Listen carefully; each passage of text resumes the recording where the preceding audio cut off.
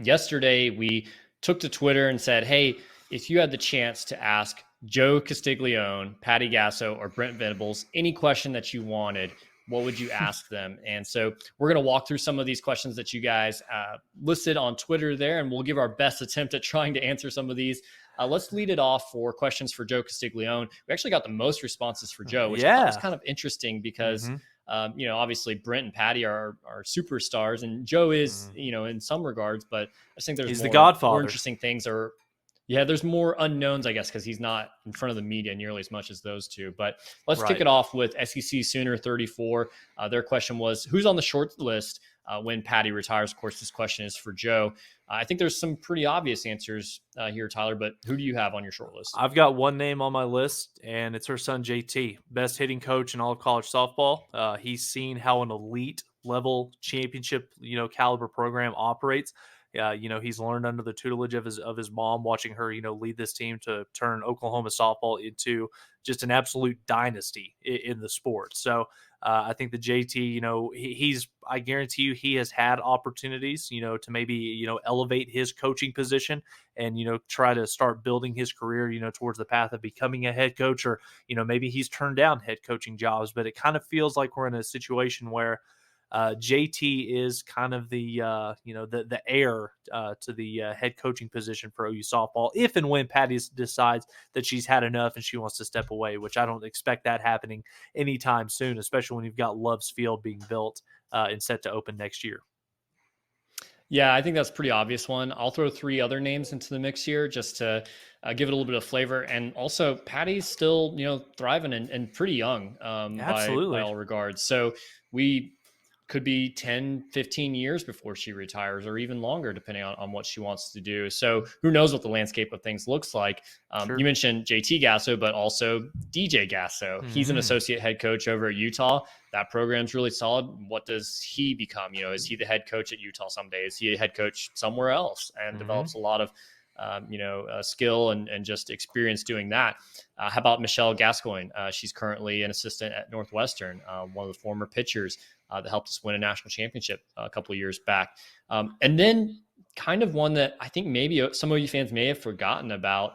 How about Lombardi, Michelle Lombardi out at Oregon?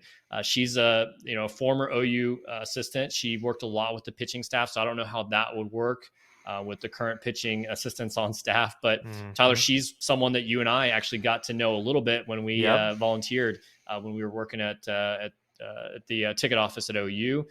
Every year the staff gets together and they get to do some different volunteer projects around Christmas time. You and I got to spend a lot of time with her, and just from the interactions that we had with her, you could tell she definitely appreciates some of the advantages that OU has as a program. And so she's done a good job up at Oregon, continuing what Mike White built there.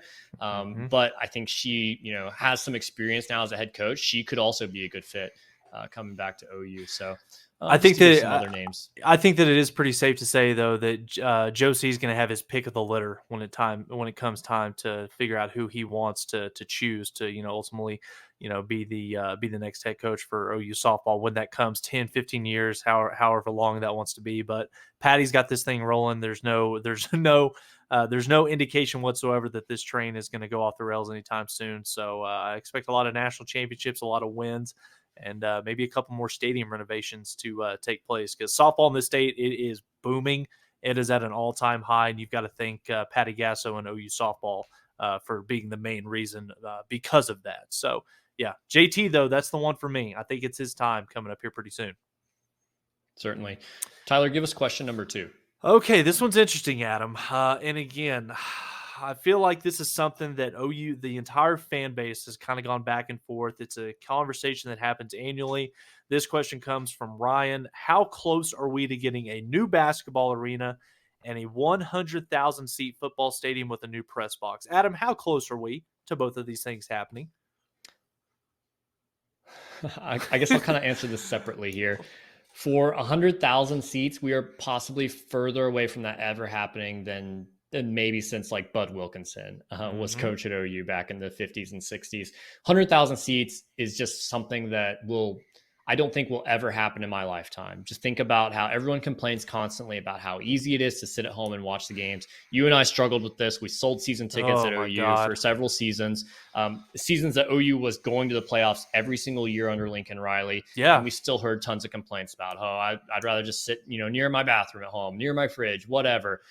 There's just so many elements of that. And it's still a transition because colleges are constantly catching up to the times. They're at least 10 to 20 years behind what the pros are doing to draw fans to the game. So the pros have never been at that 100,000 seat mark. They're moving the opposite direction, and colleges are just now starting to catch up with some of those elements. So that's not happening, in my opinion. Do you want to address that one before we go back to basketball? Yeah, I mean, I think it's pretty safe to say, Adam, we know for a fact Oklahoma will not be getting an expansion to 100,000 seats, anytime in the near future. And, Adam, it still amazes me that people think that there's a need for OU to have this massive 100,000, seat stadium, when in reality, I mean, we know it, as well as anybody from our time, selling season tickets, dealing with the public, the fan base on a day-to-day basis, that, in reality, Oklahoma has a tough time selling out their current stadium capacity of just over 86,000 seats. So again, I know that the transition going into the SEC, it's going to be it's going to be a more sought after ticket, because the product on the field is going to be better. And we ultimately know that even though 100,000 seats is not realistic, it's not something that OU is going to be going for anytime soon. The new press box, along with the West Side renovation, is something that is very realistic. It is coming, folks, sooner rather than later. But again, we've gone through this, Adam. The 100 and however many consecutive games sold out. The popular streak that everybody likes to talk about. Okay. We'll kind of leave it at that. But yeah, sitting here like 100,000 seats, just in my opinion, that is not something that is realistic in the state of Oklahoma with the current population, with the alumni base that Oklahoma has. I know that a good portion of the OU alumni base is in the Oklahoma City and even down in the DFW or Houston area. So it is possible that you could get a lot of people in there on Saturdays. Lord knows we do it every single weekend, but again, there's so many different alternatives right now to actually going to the game in person when you've got all these different streaming platforms. You've got the 75, 80-inch TV at home. You can have your friends over. You've got your fridge. You've got your coolers. You've got your bathroom and all that stuff. So again, unless it's Alabama or Georgia coming to town, like, not very many people, unless you're just a diehard fan, are going to want to go, watch OU Arkansas State on September 3rd when it's 105 degrees. And, it's not going to be a super competitive football game, especially when you've got other games being played at the same time. So again, just to put a bow on the football, I do not expect that the 100,000 seat football stadium realistically will happen anytime soon. And again, Adam, I think you make a good point. It may not be in our lifetime. Yeah.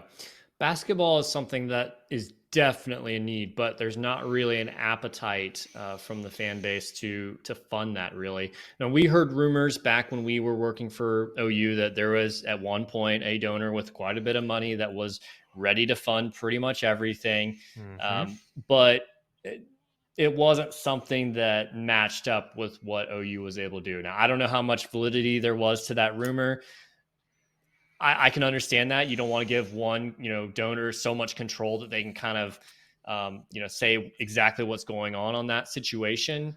I don't know. There's a lot of elements there. I don't want to speak for the Sooner Club and everything, because I was never part of any of those conversations or anything. It's just a rumor that I heard. Yeah. Now, with a new basketball arena, I think OU's kind of got their eggs in two different baskets here. It's either redo the LNC, whether that's at the site of the LNC or somewhere else on campus, or pursue, the project over on Rock North Creek Park. and 24th up there in University North Park. So it's kind of like wait and see if maybe the funding is going to come through for that. I think you give that one more chance.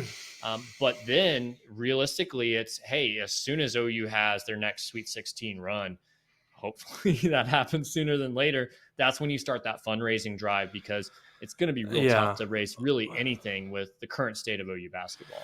Well, and it's kind of an interesting position that Joe C and this administration is in right now, especially the Sooner Club, the people that are in charge of those donations and the capital gifts, the fundraising, things like that. Because currently, as we sit here right now, I can see the argument being made for both sides of it. Like, okay, let's keep the LNC, but let's renovate the hell out of it. Let's bulldoze it. Let's start from scratch. Because I mean, that is something, Adam, where if you're not going to build the new arena over in University North Park area, and you're not going to make it more easily accessible for the fans in Oklahoma City, in North Norman, then you're in a situation to where you're forcing yourself back into the LNC, which, I mean, let's call a spade, Adam. In terms of a incoming recruit, whether it's from the high school ranks or from the transfer portal, whether it is the students, whether it is the average ordinary fan, the LNC is just simply not a good place to experience a basketball game, especially when you kind of go around. You see what Texas just built. You go a little bit further north, you partake in a game in a sold-out Gallagher-Ibe Arena.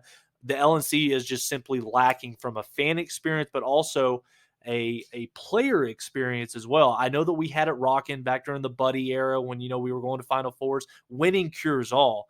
But if you're trying to elevate this basketball program, you're trying to take it one step higher going into the SEC, then I think you're at a point where you either need to bulldoze that thing and start from the ground up, or you need to just simply cut bait with it. We'll use it for a practice facility. We'll use it for, graduation, certain things like that, and get out there, partner with the city of Norman, partner with some of your richer donor base, and build something new that not just the University of Oklahoma, not just the basketball program, but also something that the city of Norman, Norman North, Norman High School, you can utilize this. And this can be something where it's being occupied year round, whether it's sporting events in high school, whether it's OU related, whether it's concerts, there's all sorts of different things. And you start to talk about the added revenue that brings into the city of Norman, because if you're going to build that big basketball arena out there, you're going to want to see bars, restaurants, maybe an extra hotel or two, some shopping areas that go out there. Figure out a way to build that new arena, and then figure out a way to surround it with some other things that make it fun for a family or, some college kids. Let's go over here. Let's have dinner. Let's have a couple of beers, and let's go watch OU OSU, play a little bit of basketball, create some added value, not just simply saying, well, shit, we're going to the LNC. Let's go watch it. Okay, you got to go to the bathroom. All right, let's go. Let's walk up the 50 flights of stairs to get all the way to the top. You got to create a new product, because college basketball facilities, they have way past Oklahoma basketball and the LNC. And that's up to Joe C to figure out how to do this. Great question from Ryan there on Twitter. Sure. And I think you nailed it on the head there, added value being the key words. This one kind of ties into that from Ben Myers 81 on Twitter. What are 3 things that you're going to focus on in order to turn the men's basketball program around? That's question number 3 for Joe Castiglione. Tyler, how would you answer that if you were Joe? Well, some of it I just kind of went into when talking about the fan-student, engagement, creating a better home court atmosphere, a better overall venue to partake and watch a basketball game in. But number 1 for me, it's recruit. You've got to get players in there. I know that the transfer portal has kind of been a thorn in Oklahoma basketball side towards the end of the Lon Kruger era. It's not something that Porter Moser has kind of been able to overcome, where he can build this veteran senior-led team. Obviously, Jalen Hill making the announcement he's leaving. Grant Sherfield's leaving. So you've got to figure out a way to get, good quality basketball players that can come in there, because like I said just a minute ago, despite the LNC being what it is, going back during the Hollis Price era, the Blake Griffin era, when Buddy and Spangler and Isaiah and Jordan Woodard, when they had that thing going, the LNC, as bad as it is, that place was rocking. So again, winning cures all. Figure out a way to get some better talent in there. Figure out a way to build a better basketball team and program.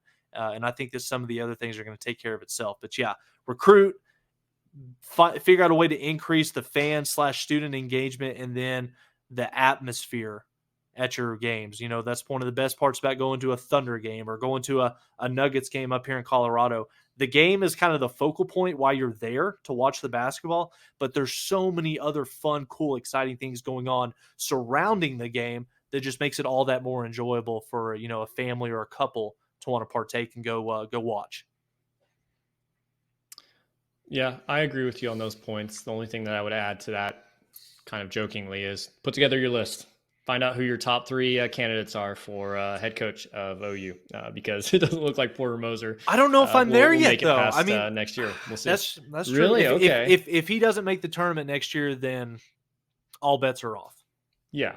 Yeah, But then that's hard to say already 2 when years not making the tournament is pretty bad. And when you've got 6 or 7 spots open on your roster right now, arguably your 2 best players just left. One's going to the NBA.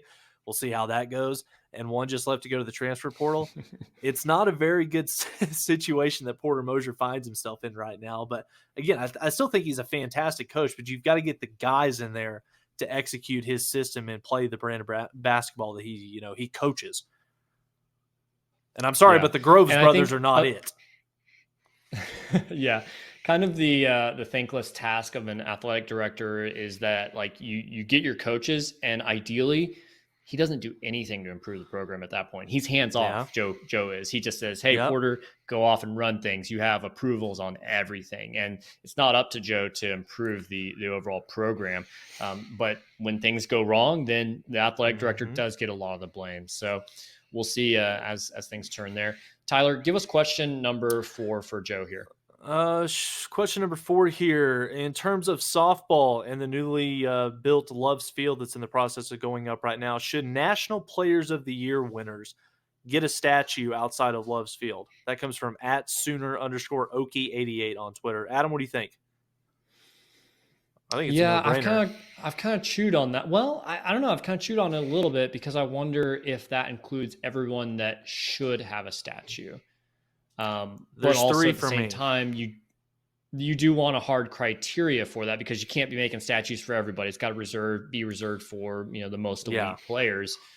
So I don't know. I kind of wonder if in a softball field is a much smaller venue than a football field, whereas football we have the room to put a plethora of statues around there.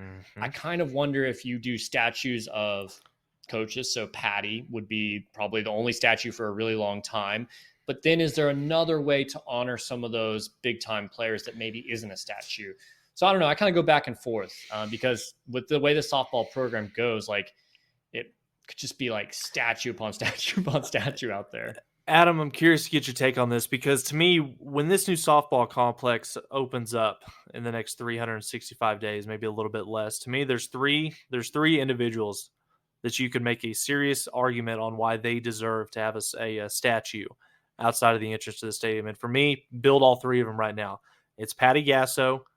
She's the greatest coach. I think that you can make a realistic case that by the time her career is done in Oklahoma, she might be the most decorated, best coach in the history of the University of Oklahoma athletic department. She's probably got a pretty good case already as is in 2023. Patty Gasso deserves one. And then you talk about not just the 2 best players in OU softball history, but the 2 most decorated hitters in collegiate softball history. I think you can make a serious claim that Lauren Chamberlain and Jocelyn Allo both deserve a statue of their own. Now, again, you can't give them out to anybody, but those are kind of the 3. If you're doing a Mount Rushmore of OU softball and outside of Marita Hines, you've got to have Patty, Jocelyn, and Lauren on there. And, you could make a case for some honorable mention names, but there comes a point in time you can't have 8 or 9 statues outside of a ballpark. So those are the 3 that I think are a must: Lauren, Jocelyn, and Patty. I wonder if there's a way that you could put those statues beyond the outfield wall because of the home run success that those 2 players had. It's not visually like the best place to put it, but it would be kind of cool symbolically. Yeah. There's a lot of different directions you could go with Absolutely. that one.